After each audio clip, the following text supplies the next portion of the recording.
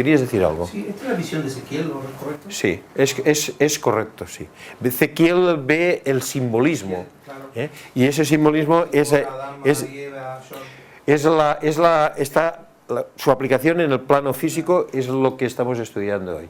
Entonces, a ver, lo primero es, ¿cuáles son esos signos o esas grandes señales que Dios deja en el mecanismo del mundo y que esto va cambiando de imperio a imperio? Así que la pregunta que deberíais hacer es, ¿cuáles son esos grandes caracteres? ¿Cuáles son estas grandes marcas? Nos dice, todo es un reino de ley. Donde nosotros experimentamos a través de nuestro cuerpo físico es un reino de ley. Aprende a ver las grandes marcas que Dios te ha puesto en este reino de ley y date cuenta del orden de este reino de ley. Entonces el estudiante debe preguntar, vale, voy a hacer el esfuerzo, pero ¿cuáles son estas grandes marcas? Dios ha puesto marcas, ahora en vez de decir esta palabra, pues digo marcas. Ha puesto señales. Señales, ¿dónde ha puesto señales? Esto es lo que vosotros me preguntáis, y como es un clamor, pues no tengo más remedio que contestarlo, por lo cual contesto. ¿A quién le toca? ¿Tú? ¿Ens llegeixes, sisplau? Que pueden leerse en el reino mineral, el reino vegetal, el reino animal, el reino humano. Sí, nos dice la enseñanza que estas marcas que debemos saber ver, que es las señales de Dios que nos las ha dejado puestas al que sabe prestar atención para demostrar que es un mundo de orden, las podemos ver. Primero, en el reino más bajo, el reino mineral, ahí están. También en el reino vegetal, también están. En el animal y también en el humano. Estamos hablando de marcas, así que si nosotros vamos por un camino y queremos ir a una ermita y hay muchos caminos y alguien que ha ido delante ha ido a las 6 de la mañana, matiné, y dice, te voy a dejar marcas en el camino para que no te pierdas, pues nosotros vamos, no conocemos el camino, las marcas tienen que ser muy visibles, no se trata de señales que, no, ¿será esta hoja torcida que ha dejado aquí? ¿O será, qué será? Una ramita que cae por ahí, en un camino con el bosque, no sabremos. Así que si nos dejan un montón de piedras de una manera determinada, o nos pintan un color en un árbol y luego el mismo color en otro árbol, así sí que tenemos las marcas, así sí que sabemos ver el camino. Las marcas tienen que ser marcas definidas. Nosotros tenemos el código de esas marcas, haremos nuestro camino y llegaremos al objetivo. Aquí se trata de ver si estamos en un mundo de orden. Eso es verdad, porque la Cábala nos dice las leyes de causa y efecto, la reencarnación, esto, lo otro, y esto forma parte de las características del mundo de orden. Pero estoy en el plano físico y quiero ver las marcas de Dios, esas marcas, esos grandes caracteres, como dicen en el Confessio Fraternitatis. Entonces, pregunto, ¿dónde las puedo ver? La enseñanza me dice, están por todas partes, aquí, aquí, aquí, aquí. Entonces, vosotros preguntáis. Vale, vamos más allá. Entonces, lectura de estos grandes caracteres. A ver qué nos dice aquí, por favor. Luz, ¿nos lees, por favor? Toca a ti, ¿no? ¿Sí o no? Sí. ¿Nos dices? Lectura de los grandes caracteres. Consiste en el conocimiento consciente de que todas las fuerzas naturales operan con ciertos números y ritmos específicos. Estos constituyen las leyes de número y proporción. Sí, el primer paso para darnos cuenta de estas grandes signaturas, de estos sellos, es darnos cuenta de que no existe nada alrededor nuestro en el mundo de Malkut, sea el reino mineral, vegetal, animal, no existe nada que no esté construido a través de el número, el ritmo o la proporción, a través de la matemática, a través de una geometría, a través de unas relaciones entre números, entre el 1 y el 2, entre el 2 y el 3 y el 4, a través de una geometría, que no existe nada fuera de esa geometría, y que esa geometría es la estructura a través de la cual pues aparecen todas las fuerzas naturales. Todas las fuerzas naturales operan a través de números y ritmos específicos, a través de leyes de número y proporción.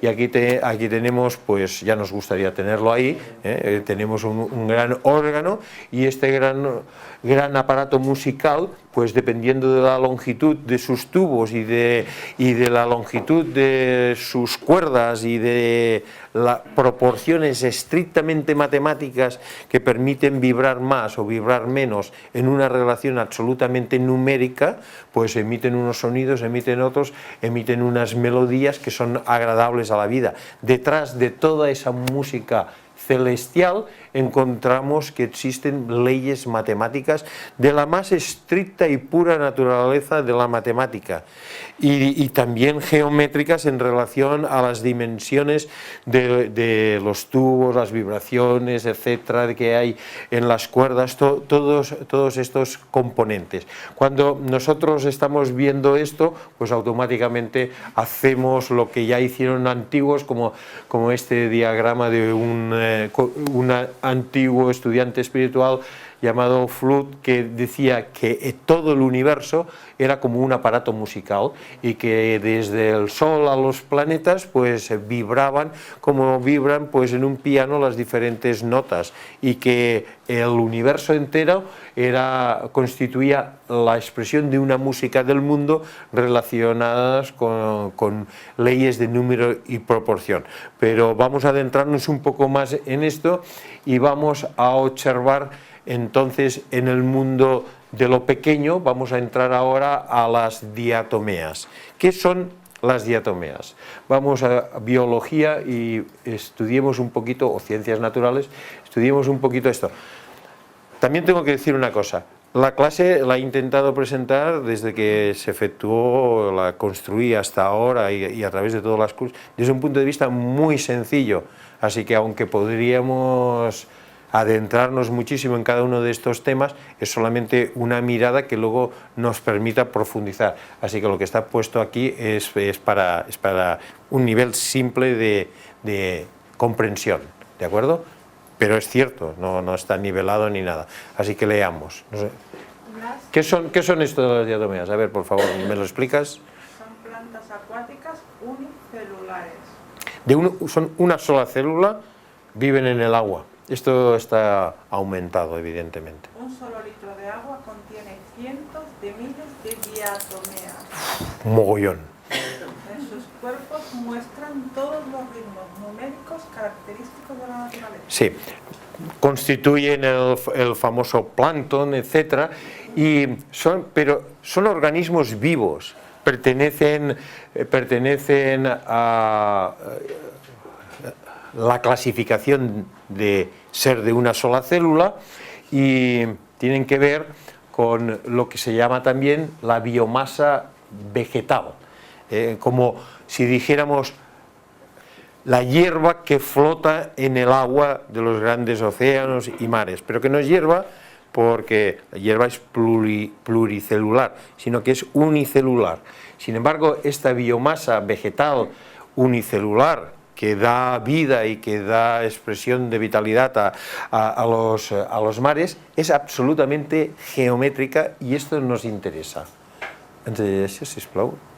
Biomasa vegetal geométrica. La formación de esas plantas unicelulares está determinada por los siguientes elementos geométricos. Es decir, cuando nosotros las tomamos y las miramos con un microscopio y las observamos, vemos que curiosamente sus cuerpos toman alguna de estas formas siempre. Triángulo, cuadrado, pentágono y pentagrama, y hexágono, hexagrama y octógono.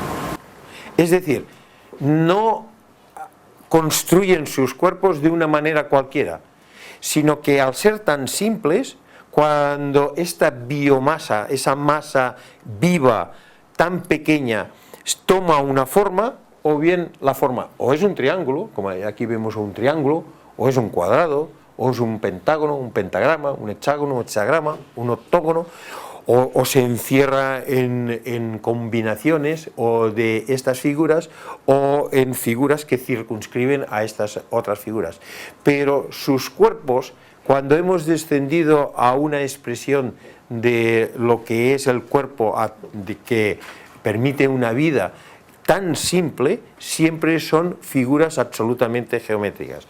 Si nosotros ponemos número a estas figuras, pues diremos, esta biomasa vegetal se expresa con un 3 o con un 4, tiene 4 puntos de referencia, o con un 5 o con un 6 o con un 7, y esto está expresado con una geometría muy bella y muy precisa.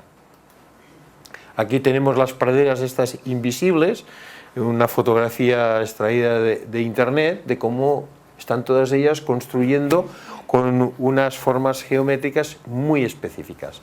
Y estas formas geométricas están plenamente descritas dentro de lo que es la geometría sagrada, y son los 5 poliedros regulares que nos enseñáis. Los cuerpos platónicos, los 5 poliedros regulares, tetraedro. Sí, tetraedro. Octaedro. Ella que diga la primera parte y tú le dius a l'edro y ya está.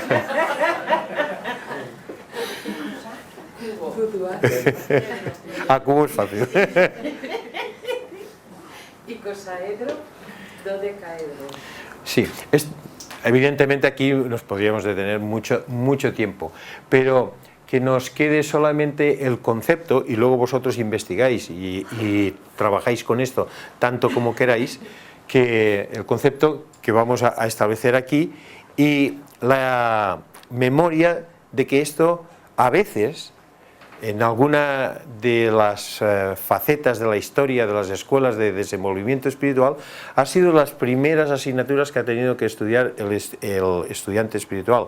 Por ejemplo, las escuelas pitagóricas, si no entendían muy bien este concepto, los estudiantes no avanzaban, así que primero tenían que pasar por un estudio de matemática, de número, de geometría sagrada, un estudio que concernía al número y proporción. Por favor. ¿Por qué ponía cuerpos platónicos? Porque constituyen todo eso una filosofía que viene de esos tiempos, ¿sí? De todos esos filósofos que basaron toda su enseñanza al respecto, y que está relacionado con lo que ahora viene a continuación. La geometría de las diatomeas. Los ángulos y las líneas de estos miembros microscópicos del reino vegetal son los ángulos y las líneas precisos, utilizados en el diseño y la construcción del Partenón de Atenas. Sí, cuando nosotros cogemos a estas plantas unicelulares y entonces medimos los ángulos y la manera en la que ellas construyen, nos damos cuenta que son las mismas maneras en las que han construido los grandes arquitectos clásicos, que han intentado plasmar a través de su arquitectura un concepto de belleza, que cuando lo mires percibas de una manera directa como qué bello es.